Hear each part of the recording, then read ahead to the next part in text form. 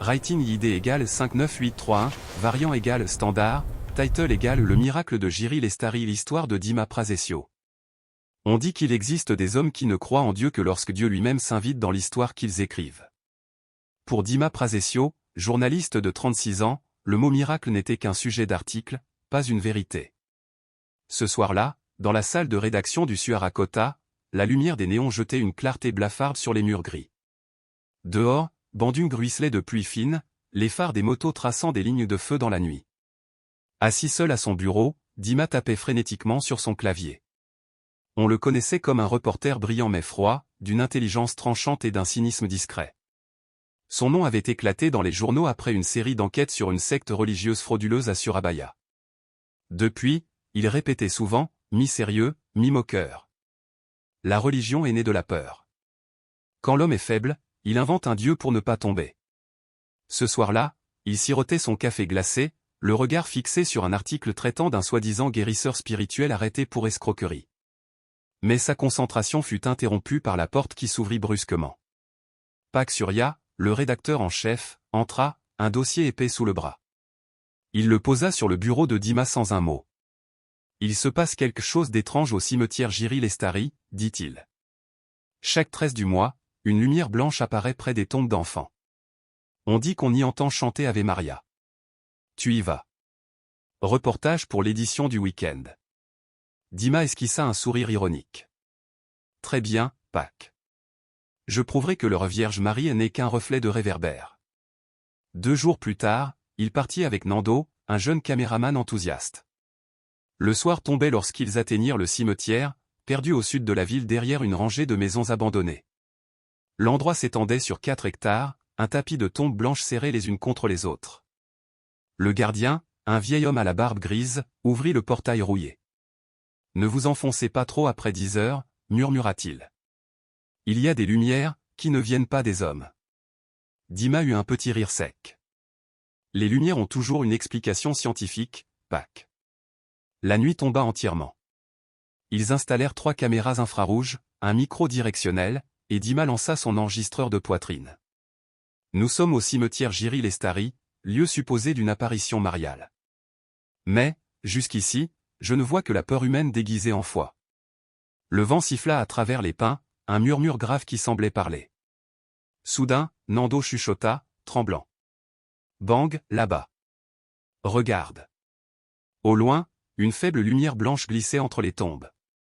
Dima serra les dents et enclencha la caméra. L'écran s'éteignit aussitôt. « Court-circuit. » grogna-t-il. Nando vérifia une autre caméra, morte, elle aussi. Pourtant, les batteries étaient pleines. Alors, le silence. Un silence épais.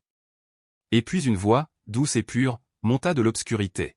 « Ave Maria, gratia plena. » Le chant semblait flotter dans l'air sans source visible. Dima sentit son cœur s'emballer. Il avança, la lampe tremblante à la main. Une odeur de rose emplit l'air. Au centre de la lumière, il ne trouva que 3 bougies à moitié consumées, leurs flammes vacillantes refusant obstinément de mourir. Puis Nando prit une photo avec l'appareil de secours. Une image apparut sur l'écran. Le visage pâle d'une femme, paisible, priant les yeux tournés vers le ciel. L'image disparut aussitôt. Les fichiers aussi. Il ne resta qu'un court enregistrement audio aux 17 secondes. Une voix murmurait. « N'aie pas peur. Ici, il n'y a que l'amour. » Cette nuit-là, Dima ne dit pas un mot sur le chemin du retour. Mais dans le silence du moteur, il entendait encore cette voix. Sans le savoir, il venait d'entrer dans le mystère. Le lendemain matin, Bandung se réveillait dans la brume. Dima était à son bureau, le regard perdu devant un document vierge. Le curseur clignotait, impatient. Il essaya d'écrire « Apparition de la Vierge au cimetière Jiri Lestari » mais effaça aussitôt. Rien ne pouvait décrire ce qu'il avait ressenti. C'est alors que la réceptionniste apparut. « Mas Dima, une femme âgée te cherche. Elle dit être la gardienne du cimetière. » Dans le salon, une vieille dame l'attendait. Cheveux blancs, foulard élimé, regard limpide. « Vous êtes bien le journaliste venu hier soir ? » « Oui, Bu. »« Vous êtes la gardienne ? » ?»« Je m'appelle Sulastri. Cela fait 2 ans que je veille sur Jiri Lestari. Elle posa doucement son sac. Vous avez vu la lumière, n'est-ce pas? Dima hésita. Quelque chose, oui. Mais je ne sais pas quoi. Ce n'est pas une lampe, répondit-elle. Ce sont les âmes qui prient. Elle leva les yeux vers la fenêtre, vers un ciel devenu clair. Chaque 13 du mois, une femme vêtue de blanc vient allumer des bougies sur les tombes d'enfants. Elle prie Ave Maria à genoux. Personne ne sait d'où elle vient. Quand on s'approche, elle disparaît. Il ne reste que le parfum des roses. Dima griffonna dans son carnet. Et vous l'avez déjà vue de près? Une fois, murmura-t-elle. Je n'ai vu que la lumière et la chaleur du sol, comme si la terre respirait. Elle marqua une pause. Les gens disent que c'est la Vierge Marie. Mais moi, je crois qu'elle vient surtout pour les enfants qui ont perdu la foi. Ces mots frappèrent Dima comme un coup au cœur. Perdu la foi? Oui, mon fils. Parfois, ceux qui ont le plus besoin de lumière ne sont pas les morts, mais les vivants dont le cœur s'est éteint. Dima resta muet. Vous croyez vraiment que tout cela est vrai? Je le sais, répondit-elle. Parce que j'ai vu son visage. Il ressemblait à quelqu'un de ton passé. À qui? Demanda-t-il, intrigué. À ta mère. Le monde sembla s'arrêter. Vous connaissez ma mère? Non, mais cette nuit, la femme de lumière m'est apparue en rêve. Elle m'a dit, va voir mon fils, Dima. Dis-lui que je prie encore pour lui. Le stylo tomba de la main du journaliste. Dans le vacarme lointain de la ville, il sentit remonter la voix de sa mère douce, patiente, celle qu'il avait oubliée depuis sa mort en 2001. Ibus Ulastri se leva lentement. Mon fils, la lumière n'est pas un avertissement. C'est la main de Dieu qui frappe à la porte de ton cœur. Elle s'éloigna, laissant derrière elle une trace de parfum de rose. Cette nuit-là, Dima retourna au cimetière, accompagné de 2 techniciens, Randy et Arif. Ils voulaient comprendre. Ils installèrent 3 caméras infrarouges, 2 capteurs thermiques, un micro directionnel. Rien ne devait échapper à la science. À 23h15, la température chuta brusquement. Sur le moniteur, un halo blanc apparut, se mouvant lentement entre les tombes. Puis, une à une, les bougies s'allumèrent toutes seules, formant un cercle parfait. Enregistre! Cria Dima. Au centre du cercle, une silhouette se matérialisa, une femme en robe blanche, les mains jointes. Son visage rayonnait d'une lumière douce. Randy chancela. C'est humain? Dima agrandit l'image, et son souffle se coupa net. Le visage était celui de sa mère. Le moniteur trembla, des lignes lumineuses s'y croisèrent, puis tout devint blanc. Les caméras s'éteignirent, les capteurs hurlèrent. Dima courut vers le centre du cimetière. La lumière l'enveloppa. Devant lui, la femme le regardait, les lèvres bougeant lentement. Sois en paix. Derrière elle, une autre figure apparut, vêtue de bleu et de blanc, le visage baigné d'une clarté d'or. Les flammes des bougies s'inclinèrent avant de s'éteindre. Lorsque les écrans se rallumèrent, il ne restait qu'une seule image. Une femme en manteau bleu, debout au milieu des tombes, entourée d'un halo doré. L'heure affichée, 3 heures du matin. Pourtant, leur montre indiquait à peine minuit. Dima se pencha vers le sol. Là, dans la rosée, gisait un petit rosaire en bois le même que celui de sa mère, disparu depuis des années. Ses mains tremblaient lorsqu'il le ramassa. Les larmes jaillirent. Et dans le vent, une voix sembla murmurer. La foi n'est pas faite pour prouver, mon fils, mais pour guérir. Le lendemain, Bandung était noyé sous une pluie douce. Dima, épuisé, serrait le rosaire dans sa paume. Il n'avait plus besoin de caméra ni de preuves. Son esprit rationnel se taisait. Son cœur, pour la première fois, écoutait. Il se rendit à l'église Saint-Youssouf de Bandung Sud pour rencontrer le père Antonius Surya, un prêtre dont on disait qu'il connaissait les mystères de Jiri Lestari. L'église, simple et ancienne, respirait la paix. Sous le porche, un homme âgé balayait des feuilles mouillées. « Père Surya » demanda Dima. « Oui » répondit le prêtre en souriant doucement. « Tu es Dima Prasesio, n'est-ce pas? Je t'attendais. »« Vous m'attendiez » ? »« Oui » dit-il avec un regard tranquille. « Cette nuit, j'ai rêvé qu'une femme vêtue de lumière me disait, dis à mon fils qu'il a enfin compris. » Alors Dima sentit ses genoux se dérober. Le prêtre posa une main sur son épaule. Les miracles ne cherchent pas les croyants, mon fils. Ils cherchent les cœurs fatigués. Dima leva les yeux. La pluie tombait, lente et paisible. Dans le ciel gris de Bandung, il crut apercevoir un éclat blanc, fugace, comme un dernier signe ou peut-être un simple rayon de grâce. Et, pour la première fois depuis longtemps, il pria. Pas pour comprendre, mais pour remercier. Le père Surya parlait d'une voix calme, mais chaque mot semblait glisser sous la peau de Dima Prasetyo comme un frisson. Il lui expliqua qu'un homme viendrait bientôt apporter le rosaire d'une mère qui avait jadis prié dans ce cimetière. Dima suivit le prêtre dans un petit salon au parfum de bois ancien et dansant. Sur le mur, un simple crucifix faisait face à une peinture de la Vierge Marie au regard tendre. « Dis-moi, mon fils, dit doucement le père Surya en versant du thé chaud, qu'as-tu vu là-bas » Dima resta un instant silencieux, fixant la vapeur qui s'élevait de la tasse. Puis il parla.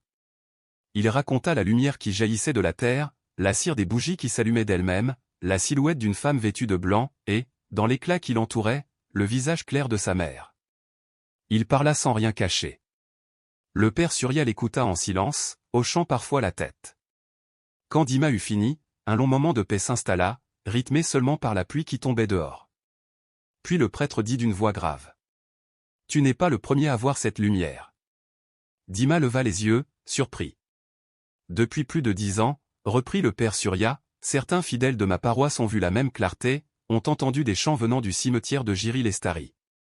Ils se sont tus, de peur d'être traités de superstitieux. Mais là-bas reposent plus de 300 enfants, des vies qui n'ont jamais vu le jour, rejetés par le monde. » Il inspira profondément, ses yeux perdus dans le souvenir. Chaque mois, le 13, nous y allons prier. Et parfois, la lumière revient, non pour effrayer, mais pour apaiser. Dima baissa la tête, jouant avec le rosaire qu'il tenait. Alors, père, vous croyez que c'était vraiment la Vierge ? Je crois, répondit le prêtre, non parce que je cherche une preuve, mais parce que cette lumière porte la paix. Le vrai signe, ce n'est pas ce que ton appareil capte, mais ce que ton cœur découvre. Les mots le transpercèrent. Dima sentit qu'il s'adressait à lui seul. Ma mère, murmura-t-il, priait souvent pour les enfants sans tombe. Je l'ai appris après sa mort. Et maintenant, je l'ai vu, là-bas. Le père Surya se leva lentement, ouvrit un tiroir et sortit une enveloppe jaunie par le temps. Regarde, dit-il. C'est une vieille photo, prise en 2003. Ce jour-là, une femme est venue seule prier parmi les tombes. Un fidèle l'a photographiée. Dima prit l'enveloppe. À l'intérieur, une petite photo à moitié effacée, une femme agenouillée au milieu des petites pierres tombales, entourée de bougies tremblantes. Son visage baissé. Mais même flou, Dima reconnut sa mère. Ses mains tremblèrent, les larmes jaillirent. C'est bien elle. Oui, répondit doucement le prêtre. Elle venait souvent, discrètement, prier pour ses âmes perdues. Après sa mort, nous avons continué. Peut-être que par amour, la Vierge lui a permis de te rejoindre une dernière fois. Dima fixa la croix suspendue au mur. Quelque chose se fissurait en lui. J'ai écrit tant d'articles pour ridiculiser la foi, murmura-t-il. Je pensais que la religion n'était qu'une illusion. Le père Surya posa une main bienveillante sur son épaule. Rien n'est jamais perdu, mon fils. Parfois, Dieu choisit ceux qui doutent pour raconter son amour. Tu n'es pas appelé à prouver, mais à témoigner. Les cloches sonnèrent 10 heures. La pluie cessa. Dima resta immobile, les yeux humides, mais serein. Pour la première fois depuis des années, il sentit la paix non parce qu'il comprenait, mais parce qu'il commençait à croire. « Père, dit-il d'une voix tremblante, apprenez-moi à prier. » Bien sûr, Dima, répondit le prêtre avec un sourire. C'est là que tous les miracles commencent. La nuit tomba doucement sur Bandung. Sur le bureau de Dima, la vieille photo reposait sous la lampe. Sa mère y apparaissait, agenouillée, baignée d'une lueur fragile. Il resta longtemps à la contempler. Chaque regard faisait remonter la honte, celle de ses articles cyniques, de ces phrases froides qui avaient étouffé la foi des autres. Et maintenant, c'était la réalité qui le réduisait au silence. Il alluma une bougie. Le silence l'enveloppa. Dehors, la pluie fine coulait des gouttières comme un cœur qui bat. Il ouvrit un fichier vierge sur son ordinateur. Le curseur clignotait, attendant le premier mot. Il écrivit lentement. Je ne sais pas si ce que j'ai vu au cimetière de Jiry-Lestari était un miracle. Mais cette nuit-là, je n'ai pas eu peur. J'ai senti l'amour. Il leva les yeux. La photo sur la table semblait changer.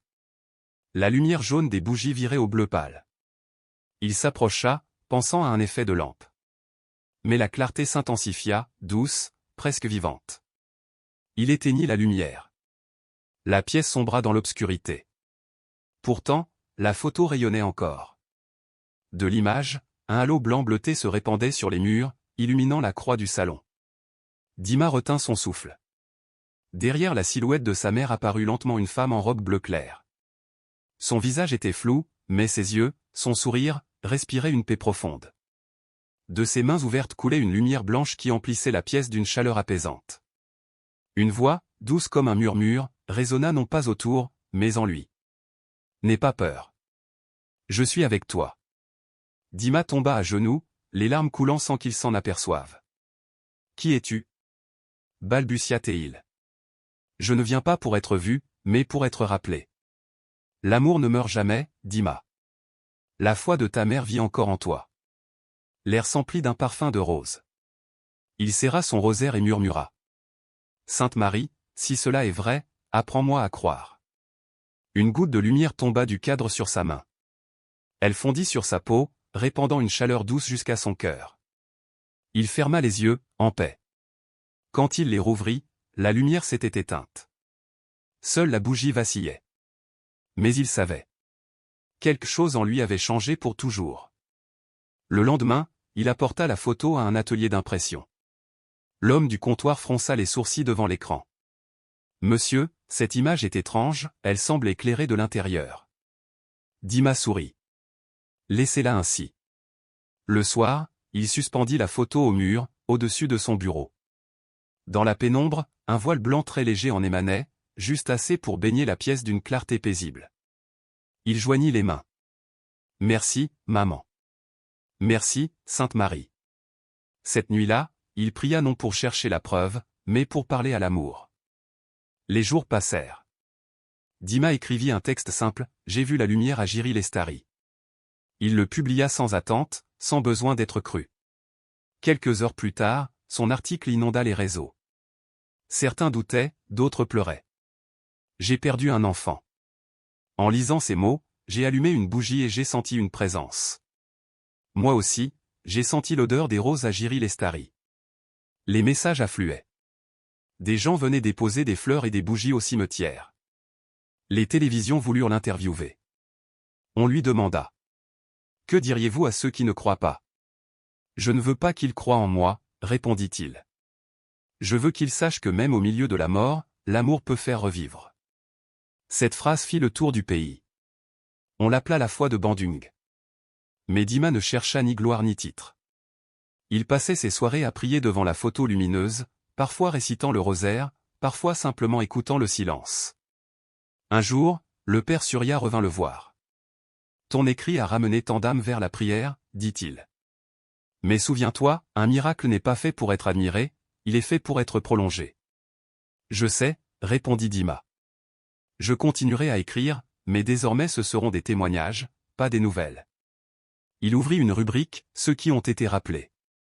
Chaque semaine, il y racontait une rencontre, une mère guérie, un enfant réconcilié, un homme revenu à la foi. Des récits simples, sans emphase. Mais à chaque mot, on sentait battre la vie.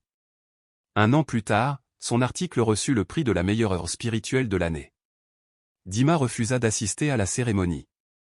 Il préféra passer la soirée dans l'église Saint-Joseph, à genoux, devant la statue de la Vierge. La pluie tombait à nouveau, fine et légère. « Autrefois, je voulais prouver, » murmura-t-il. « Aujourd'hui, j'écris pour remercier. » Et dans le bruit des gouttes sur les pavés, il crut entendre la même voix douce qu'à Jiry-Lestari. « N'arrête pas, mon fils.